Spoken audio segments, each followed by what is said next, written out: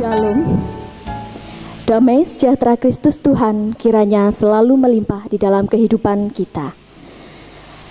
Masih dalam rangkaian sosial dan physical distancing, mari kita tetap membangun ibadah di rumah kita masing-masing bersama keluarga kita. Hari ini di ibadah Jumat Agung untuk memperingati kematian Tuhan Yesus, mari kita laksanakan dengan penghayatan akan pengorbanan Tuhan Yesus demi keselamatan umat manusia. Meskipun ibadah Jumat Agung ini kita laksanakan bersama keluarga kita di rumah masing-masing, namun tidak akan mengurangi penghayatan dari pengorbanan Tuhan Yesus atas dosa-dosa kita umat manusia. Ibadah Jumat Agung hari ini menggunakan tata ibadah khusus berhubungan dengan situasi khusus saat ini, pandemi COVID-19. Untuk ibadah perjamuan kudus akan dilaksanakan pada hari Minggu, 12 April 2020. Kami mengundang jemaat untuk bangkit berdiri dan kita menyanyikan lagu dari Kidung Jemaat.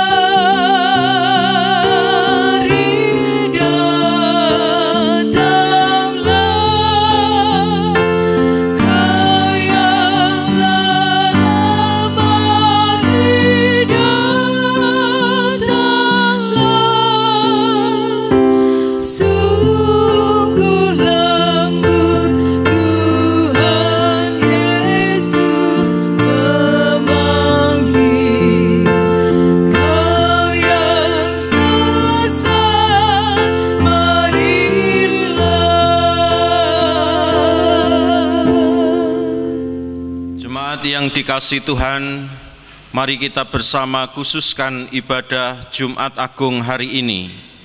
Di dalam hati kita hendaknya mengaku, pertolongan kita adalah dalam nama Tuhan yang menjadikan langit dan bumi, yang tak pernah meninggalkan perbuatan tangannya dan yang kasih setianya tetap untuk selama-lamanya. Kasih karunia dan damai sejahtera dari Allah Bapa kita dan dari Tuhan Yesus Kristus beserta saudara sekalian. Amin.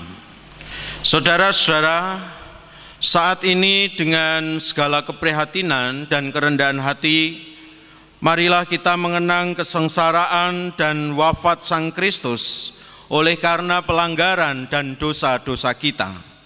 Bersamaan dengan pencobaan dan tantangan yang sedang kita hadapi saat ini, marilah kita meneladan Sang Kristus yang telah terlebih dahulu berkenan menderita bagi kita. Dia selalu menguatkan kita dengan sabdanya di dalam Yohanes 15 ayat 13. Tidak ada kasih yang lebih besar daripada kasih seorang yang memberikan nyawanya untuk sahabat-sahabatnya. Demikian tema ibadah kita hari ini. Mari kita meresponnya dengan memuji Tuhan dari Kidung Jemaat nomor 170, bait yang pertama, Kepala yang berdarah. Berdarah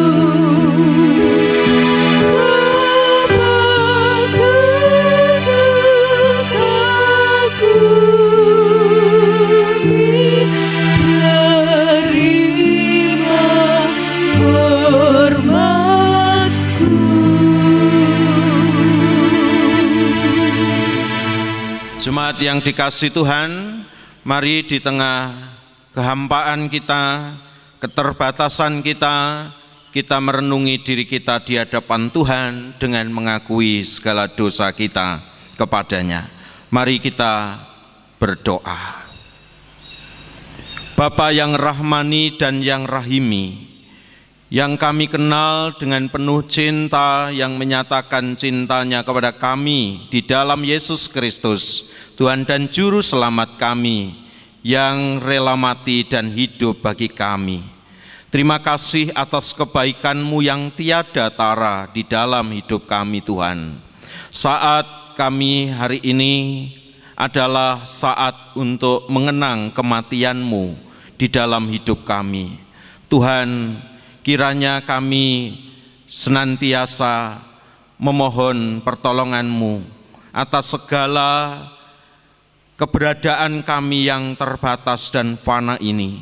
Sebab kami sadari bahwa hidup kami adalah karena milik-Mu Tuhan. Keberadaan kami adalah karya agung cinta kasih-Mu. Saat ini kami menengadah kepada pertolongan-Mu ya Allah, atas segala kehidupan yang telah kami alami di hari-hari yang telah kami lalui. Ada banyak kecongkakan yang ada di dalam diri kami, ada banyak keegoisan diri kami, ada banyak kepentingan-kepentingan yang hanya kami hayati menguntungkan diri kami sendiri tanpa kami mau peduli terhadap sesama kami. Tolonglah kami keluar dari jerat egoisme ini Tuhan. Tolonglah kami agar kami dapat berdamai dengan diri kami sendiri, berdamai dengan orang lain, berdamai dengan sesama kami, terlebih juga berdamai dengan Tuhan yang memberi kami pengampunan.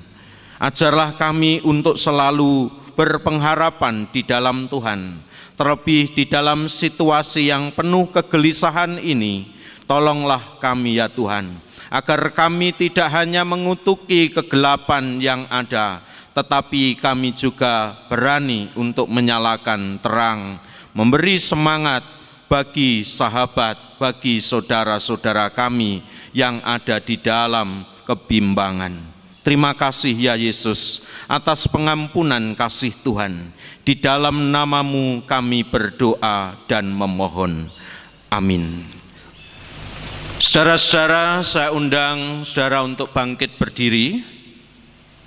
Setelah kita menyesali segala dosa kita di hadapan Tuhan, marilah kita sungguh percaya bahwa Allah mengutus anaknya ke dalam dunia ini bukan untuk menghakimi dunia, melainkan untuk menyelamatkannya.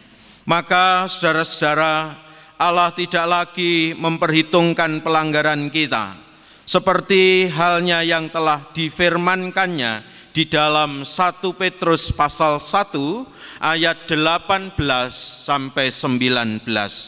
Beginilah firman Tuhan.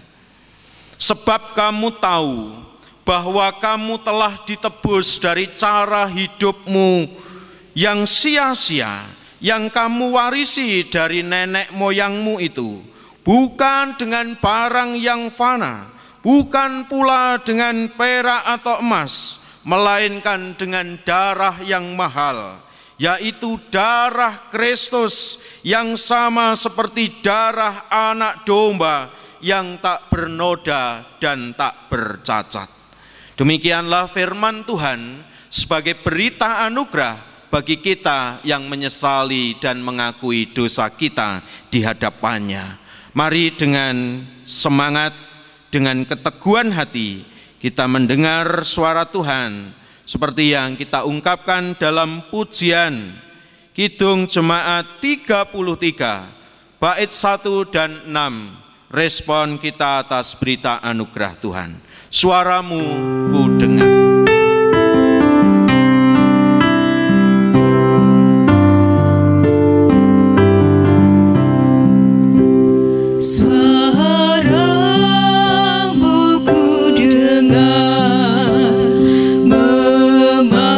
Memanggil diriku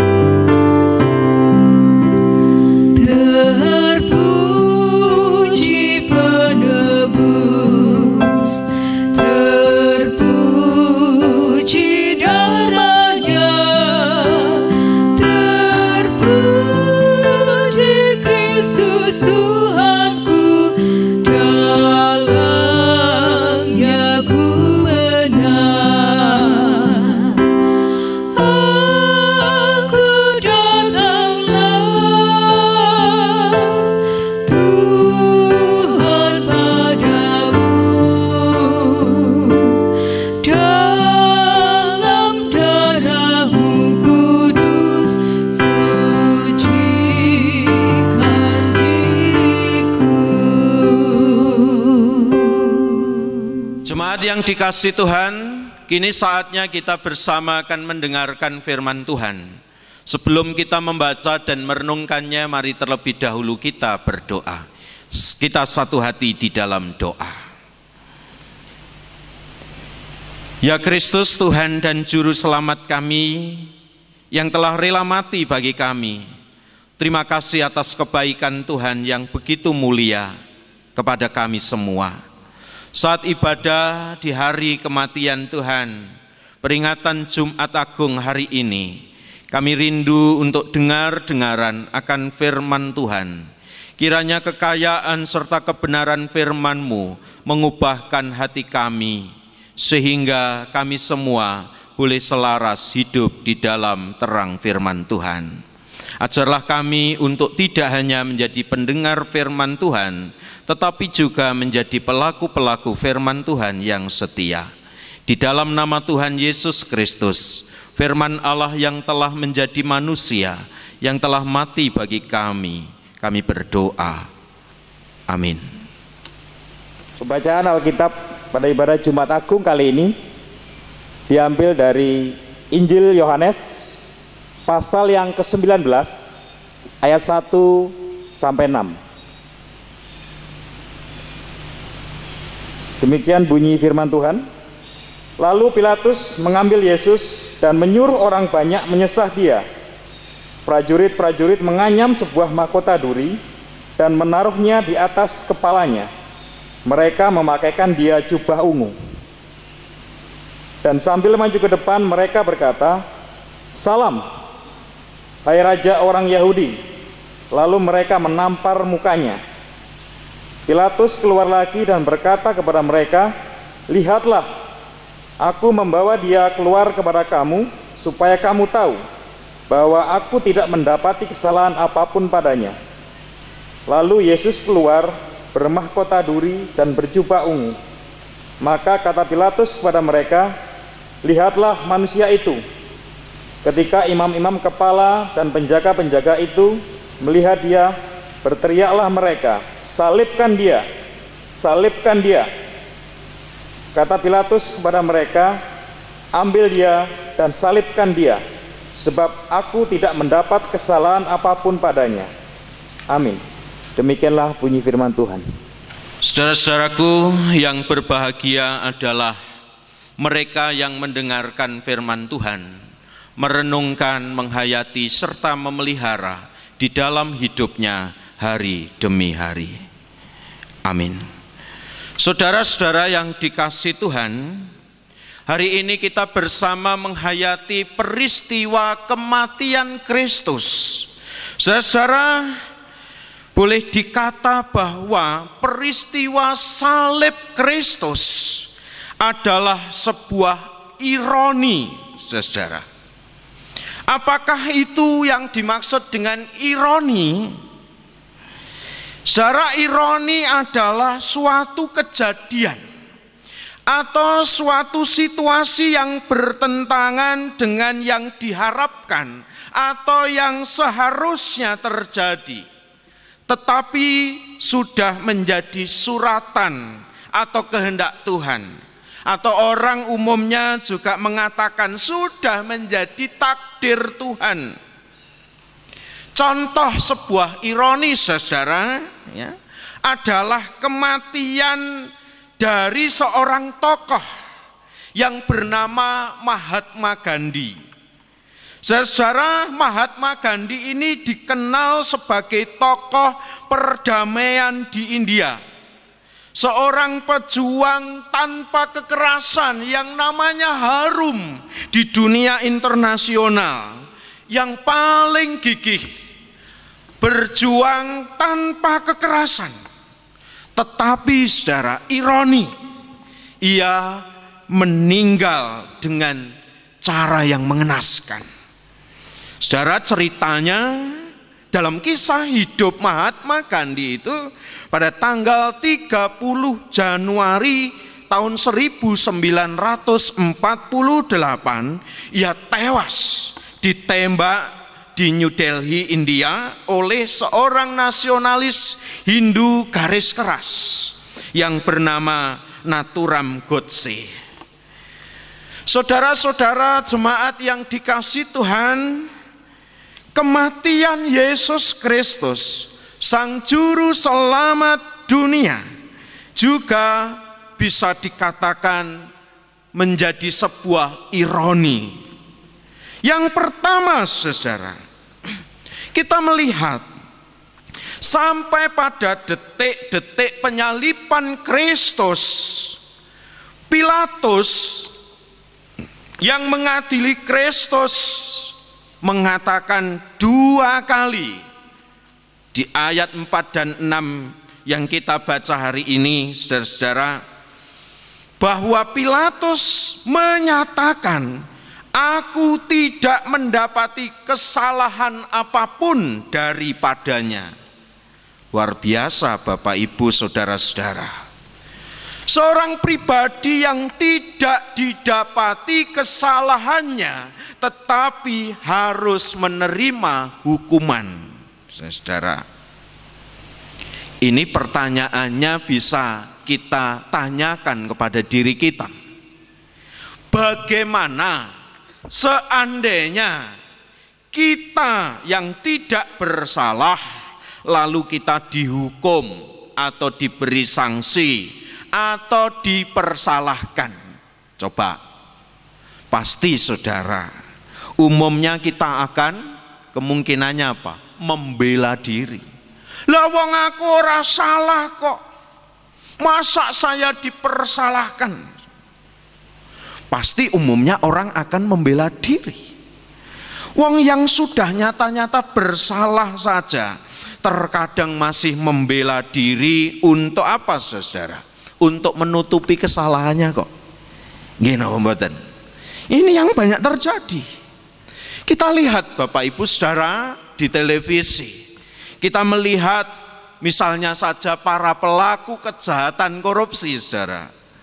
Terkadang sudah kedapatan OTT, operasi tangkap tangan, ya.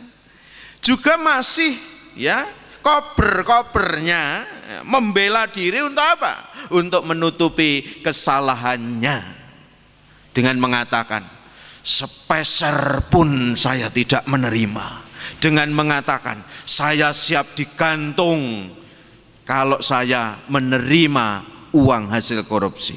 Tetapi secara hukum kemudian membuktikan bahwa dia bersalah dan telah menerima uang dari kejahatan hasil korupsi.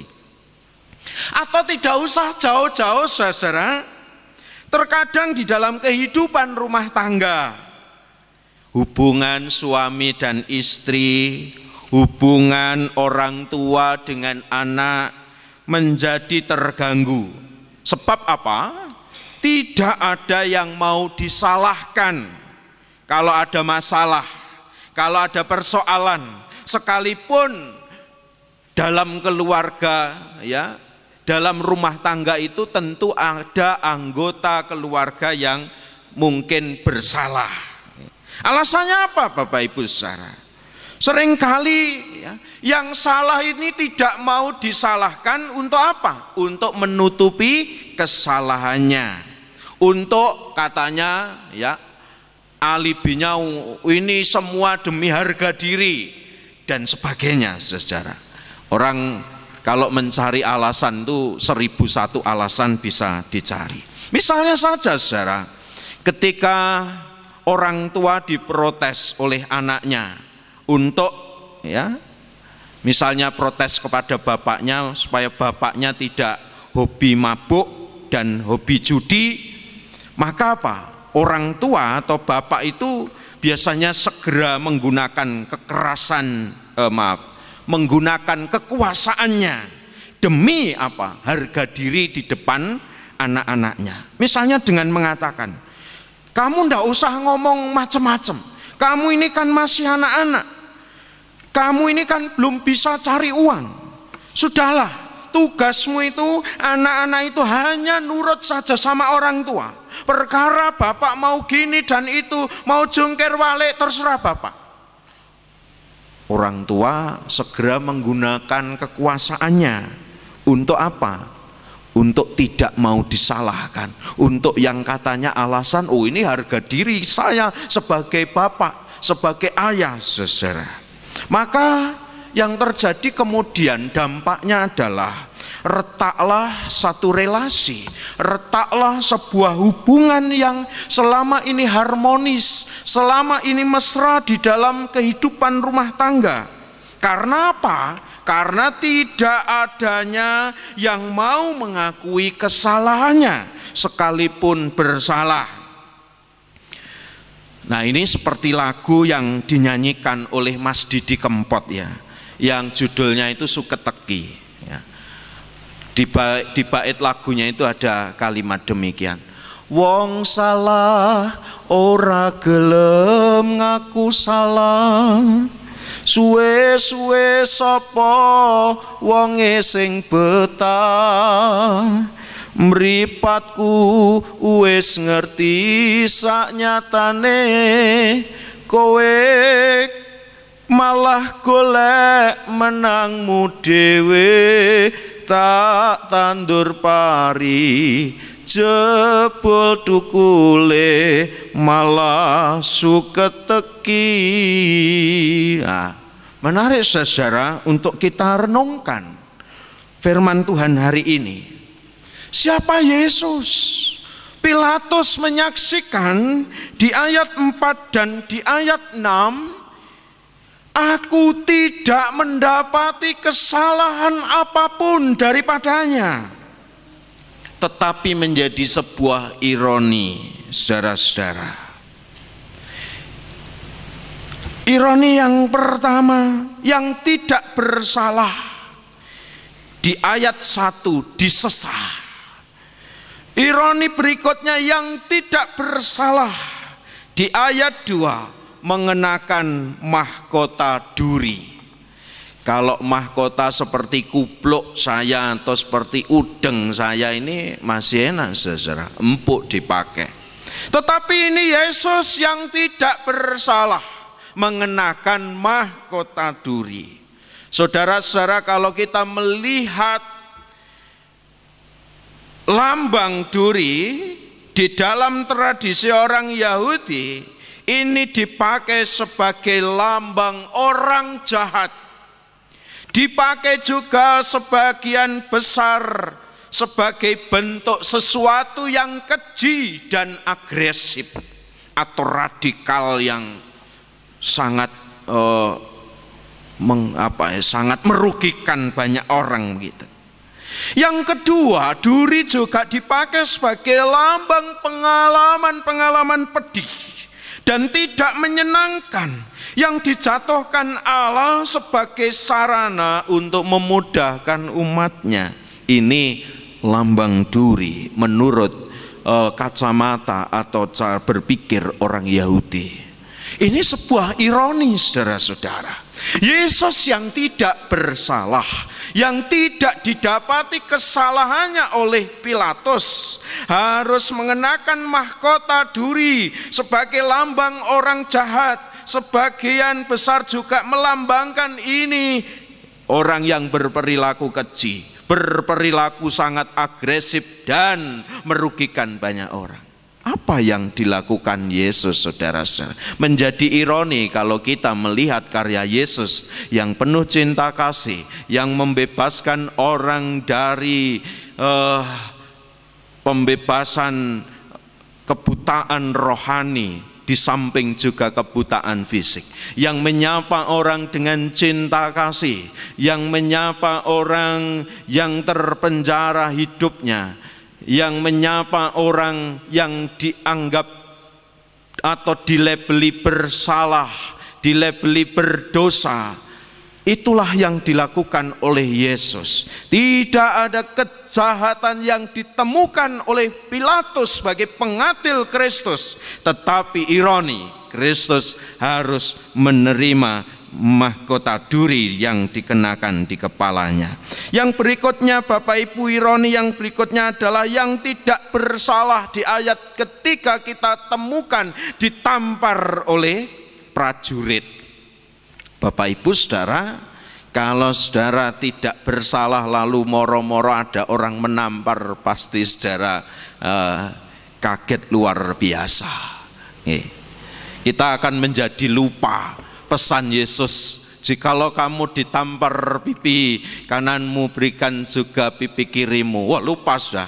Kalau tiba-tiba lalu ada orang menampar, pasti kita akan naik pitam, kita akan marah. Tapi Yesus, pribadi yang tidak ditemui kesalahannya, kemudian juga ironi harus ditampar oleh prajurit. Yang berikutnya, saudara, pribadi yang tidak bersalah ini juga dikenakan jubah ungu. Dan jubah ungu ini dikenakan biasanya oleh orang-orang Yahudi, dikenakan bagi orang-orang kaya. Jubah ungu ini juga dikenakan bagi para raja. Di zaman Ratu Ester, warna biru dan warna ungu ini merupakan warna kerajaan. Warna biru dan warna ungu ini juga merupakan warna yang penting dalam kebudayaan Yahudi dan non-Yahudi saat itu, Bapak Ibu. Dan ini digunakan oleh keluarga kerajaan atau kalangan pembesar.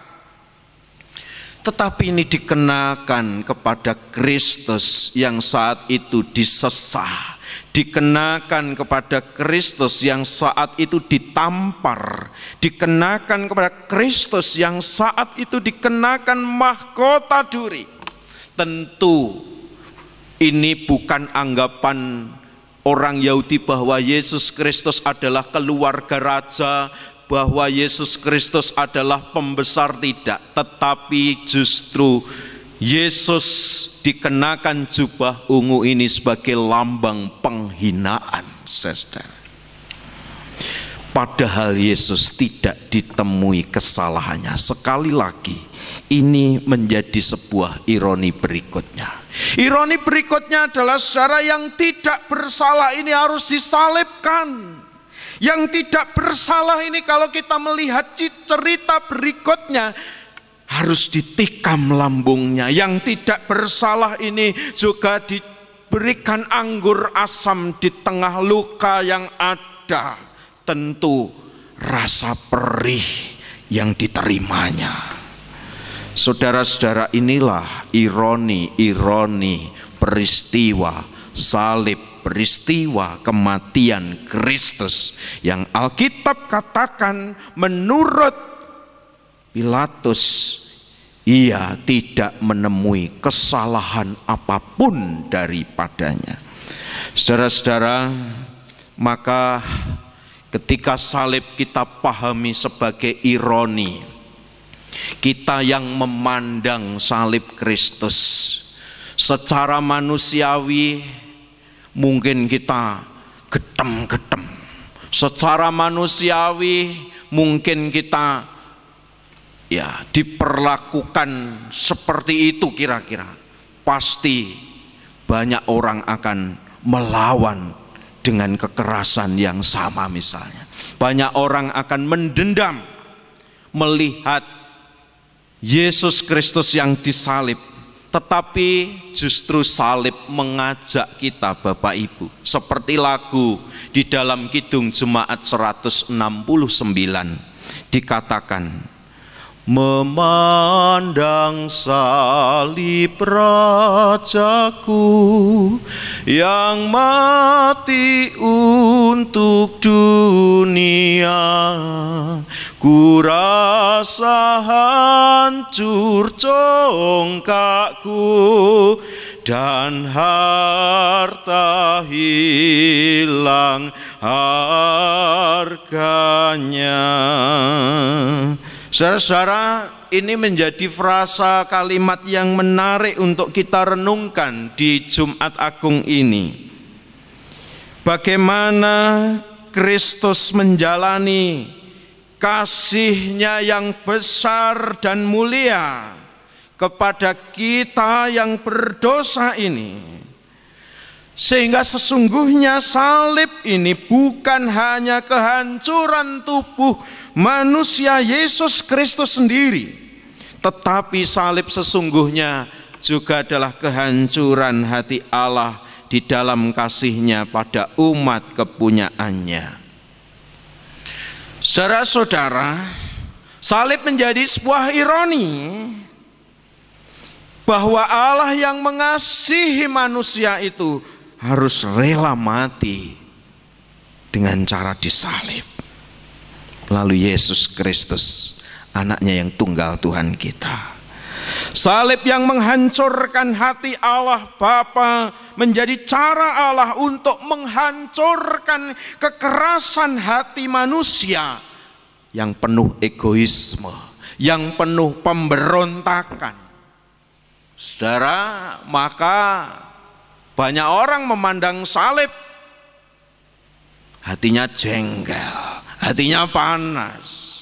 Banyak orang memandang salib, hatinya semakin meluap-luap, hatinya semakin dongkol.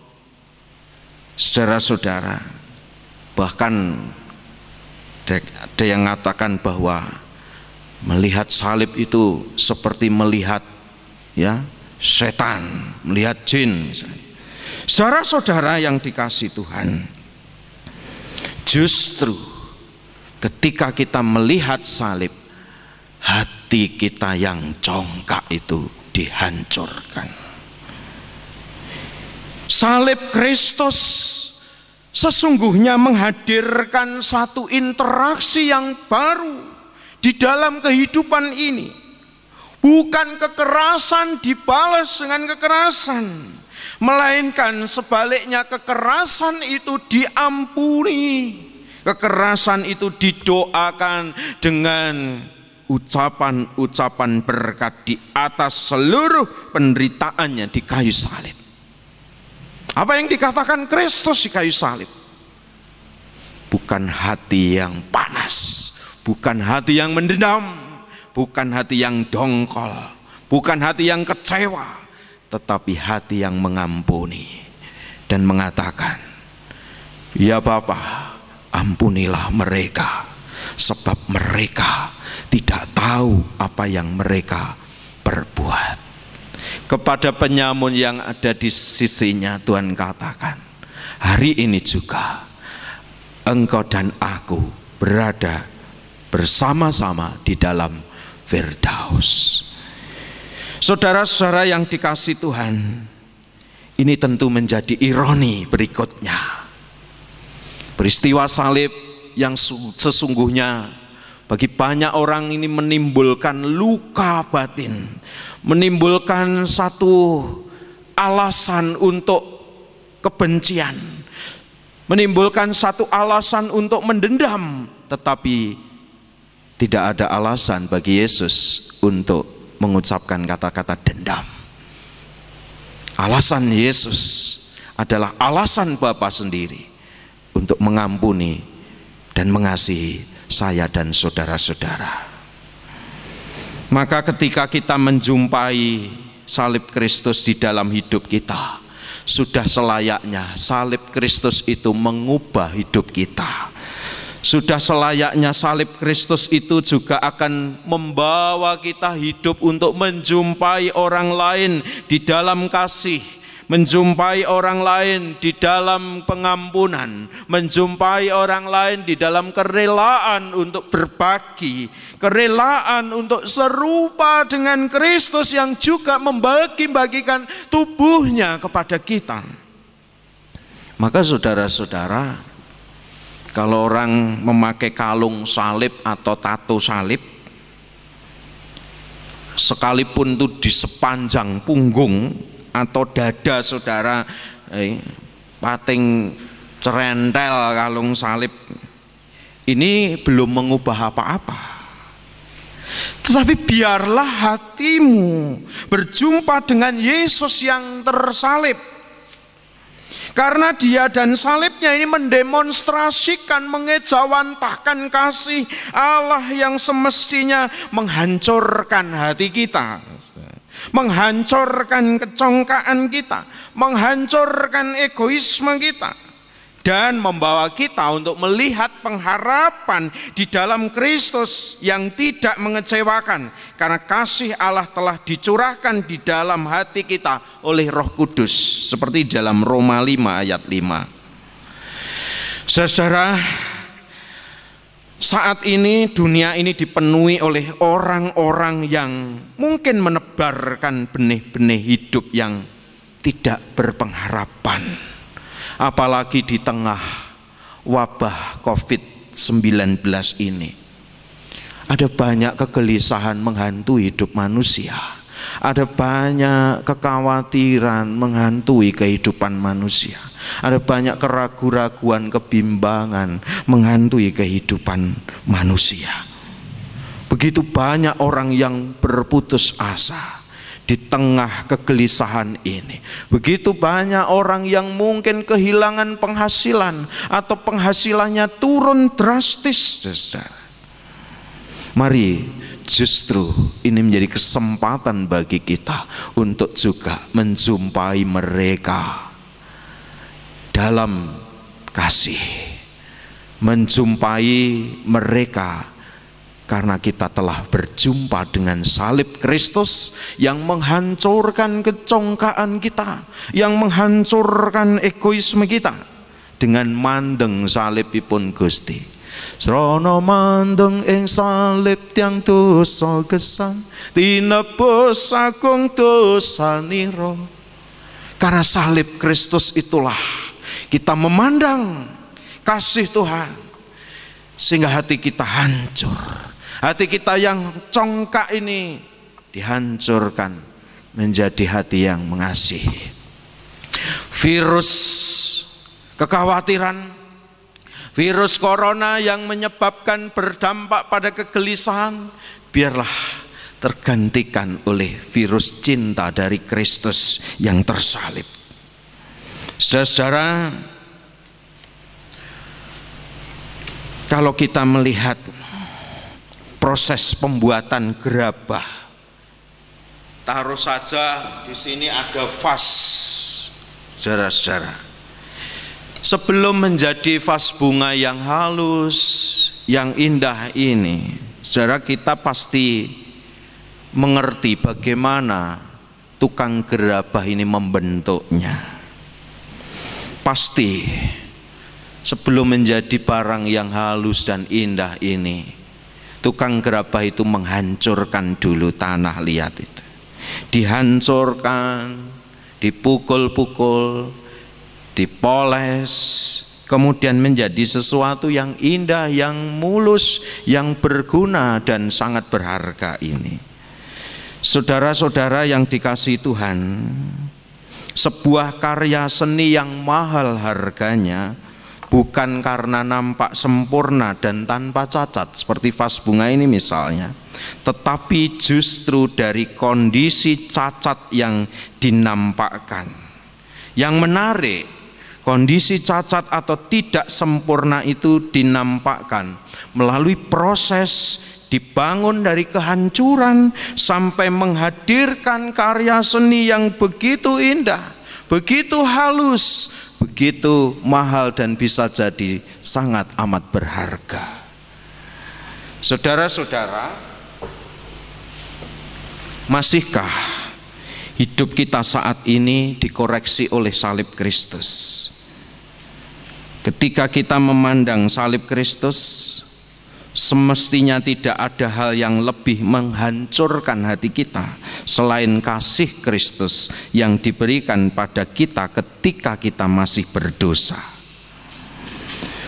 Bagi setiap kita yang telah mengalami pembaruan di dalam salib Kristus itu, marilah kita bersama menghadirkan pembaruan hidup bersama dengan banyak orang dengan kasih yang serupa kasih Kristus. Selamat merayakan Jumat Agung dengan mengalami kehancuran hati yang congkak untuk kembali dibentuk oleh Allah dalam kasih yang serupa dengan Kristus. Amin.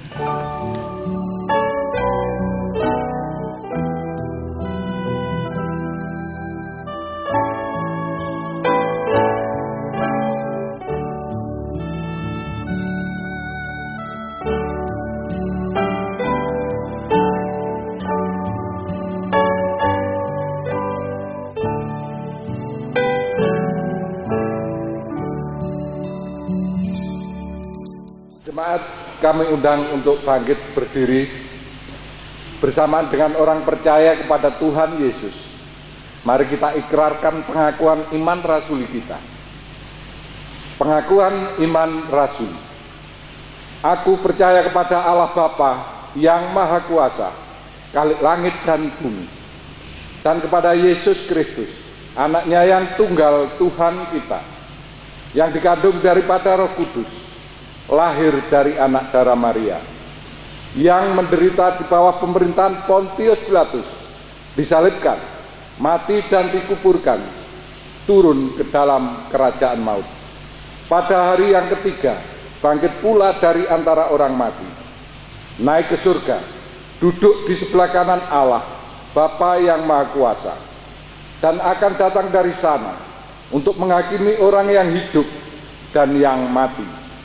Aku percaya kepada Roh Kudus, gereja yang kudus dan persekutuan orang kudus, pengampunan dosa, kebangkitan daging, dan hidup yang kekal. Amin. Kami persilakan duduk kembali. Tiba saatnya bagi kita untuk mempersembahkan yang terbaik bagi Tuhan. Dengan dasar firman Tuhan dari Ibrani pasal yang ke-10 ayat yang ke-22 sampai 24, demikian firman Tuhan.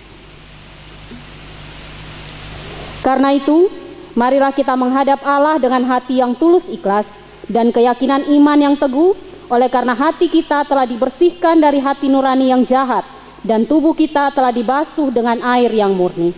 Marilah kita teguh berpegang pada pengakuan tentang pengharapan kita, sebab Ia yang menjanjikannya setia. Dan marilah kita saling memperhatikan supaya kita saling mendorong dalam kasih dan dalam pekerjaan baik. Diiringi dengan pujian Kidung Jemaat 169 baitnya yang pertama.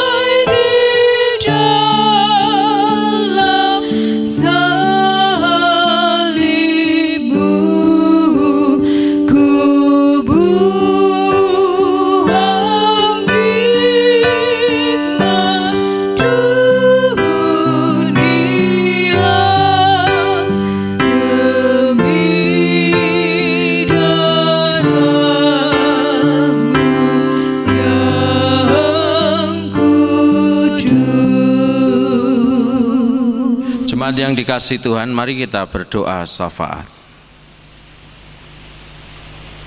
Oleh karena kasih kemurahan Tuhan, sampai hari ini kami dapat menjalani kehidupan. Kami bersyukur kami dapat menghayati kematian Tuhan yang menyapa hidup kami dengan kasih Tuhan yang besar dan luar biasa. Salib Kristus yang menyapa hati kami yang congkak, yang menghancurkan hati kami yang egois. Kiranya terus membentuk diri kami untuk menjadi pribadi-pribadi yang boleh merendahkan diri di hadapan Tuhan. Tolonglah kami dari situasi kecongkakan kami, kesombongan diri kami, keegoisan kami. Kami menyerahkan hidup kami sepenuhnya kepada Tuhan. Di tengah situasi keprihatinan bersama, atas wabah COVID-19 ini Tuhan. Kami berdoa untuk setiap umat Tuhan dimanapun mereka berada. Kiranya mereka tetap berserah, bersandar, dan berpengharapan kepada Tuhan. Di tengah hidup mereka yang mungkin juga penuh dengan kekhawatiran, kebimbangan, namun kiranya Kristus Yesus, Tuhan dan Juru Selamat kami, tidak berlalu dan hilang dari dalam kehidupan mereka. Karya agung Tuhan selalu menopang dan juga menaungi hidup setiap hamba-Mu. Kami berdoa untuk mereka yang bekerja dari rumah ataupun karena tugas tanggung jawabnya harus bekerja di luar rumah, terutama untuk para tenaga medis yang berada di lini terdepan untuk melakukan tugas tanggung jawab penanganan wabah COVID-19 ini Tuhan. Kiranya Tuhan memberikan hikmat, Tuhan memberikan kekuatan lahir dan batin kepada setiap hamba-Mu, sehingga mereka dapat melaksanakan tugas tanggung jawabnya dengan baik. Begitu pula yang bekerja di rumah, kiranya mereka juga dapat mengerjakan tugas dengan baik, sehingga anak-anak Tuhan dimanapun mereka berada juga tetap menunjukkan sebagai pribadi-pribadi yang tangguh dalam segala situasi. Begitupun kami juga berdoa untuk para siswa, para mahasiswa yang harus mengerjakan tugas tanggung jawabnya di rumah mereka masing-masing. Tuhan berkenan memberkati setiap anak-Mu dengan ketekunan dan setiap perjuangan mereka. Kiranya juga boleh mereka petik di masa yang akan datang. Di tengah situasi ini kiranya tidak membuat mereka menjadi terlena, tetapi justru membuat mereka dengan tekun terus berjuang meraih cita-cita mereka untuk masa depan mereka. Pertolongan Tuhan sendiri yang akan selalu memberikan rancangan yang terbaik di dalam hidup setiap anak-anak Tuhan. Kami juga berdoa untuk para orang tua yang harus mencukupi kebutuhan hidup keluarga mereka. Kiranya Tuhan juga memberkati setiap keluarga-keluarga umat milik kepunyaan Tuhan. Dan kami semua, ajarlah kami untuk menjadi tangan-tangan yang juga peduli terhadap sesama kami, dengan menolong dan membantu mereka yang berada di dalam kesulitan. Kami mempercayakan hidup kami seutuhnya kepada Tuhan. Begitupun kami juga menyerahkan gereja-Mu Tuhan. Di tengah situasi wabah COVID-19 ini, kami juga harus beribadah di rumah kami masing-masing bersama keluarga. Namun kiranya ibadah-ibadah kami tetap bermakna dan kami hayati bahwa di tengah keberadaan wabah virus COVID-19 ini Tuhan, kami juga tetap berpengharapan kepada Tuhan, dan kami tidak melalaikan semangat kami untuk beribadah, berdoa, memuji, memuliakan nama Tuhan. Kami menyerahkan para pemerintah bangsa ini yang siang dan malam berpikir keras dan juga berupaya sebaik mungkin untuk penanganan COVID-19 ini Tuhan. Apapun yang mereka upayakan, kami turut berdoa Tuhan memberikan hal terbaik bagi bangsa dan negara kami, sehingga bangsa dan negara kami Tuhan boleh tetap ada, berdiri dengan teguh dan tegak untuk melanjutkan masa depan cita-cita bangsa ini menjadi bangsa berdaulat, adil dan makmur. Kami menyerahkan keberadaan rakyat Indonesia dalam situasi sulit ini. Kiranya justru ini semakin membangun persatuan dan kesatuan kami sebagai sebuah bangsa yang merdeka. Bukan saatnya kami mencela dan menyalahkan orang lain, tetapi kiranya kami juga punya tanggung jawab untuk menjadi pribadi-pribadi yang semakin mampu belajar bahwa persatuan kesatuan itu menjadi sarana bagi kami beroleh berkat kemurahan yang dari Tuhan.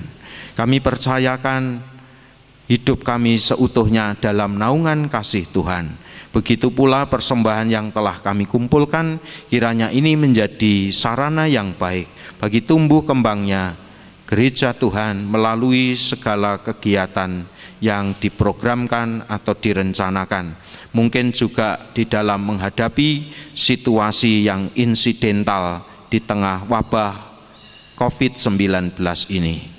Inilah doa kami Tuhan, kami serahkan dalam nama Tuhan Yesus Kristus yang mengajarkan kami berdoa.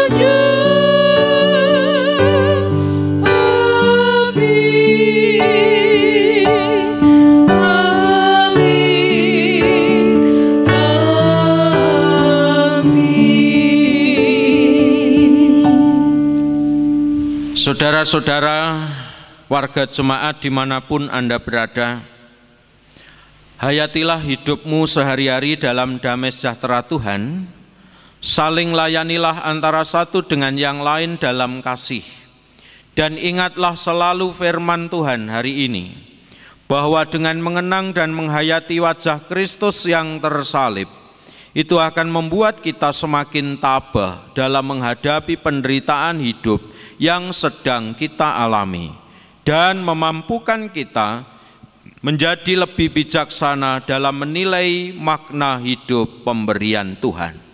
Percayalah bahwa Tuhan selalu beserta saudara-saudara. Mari kita bernyanyi dari Kidung Jemaat 183 bait yang kedua, Salibmu Kristus tanda pengasihan.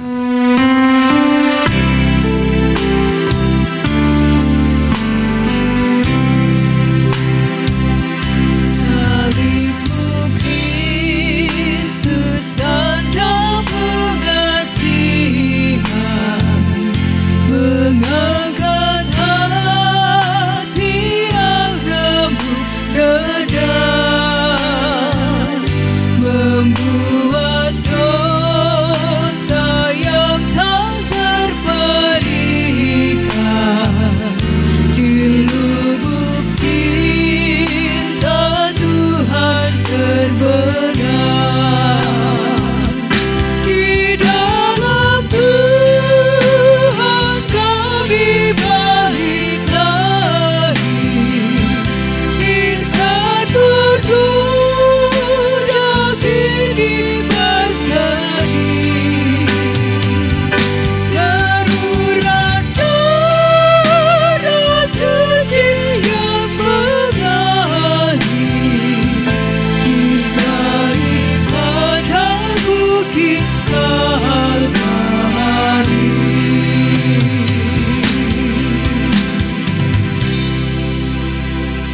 Saudara-saudaraku, arahkanlah hatimu kepada Tuhan.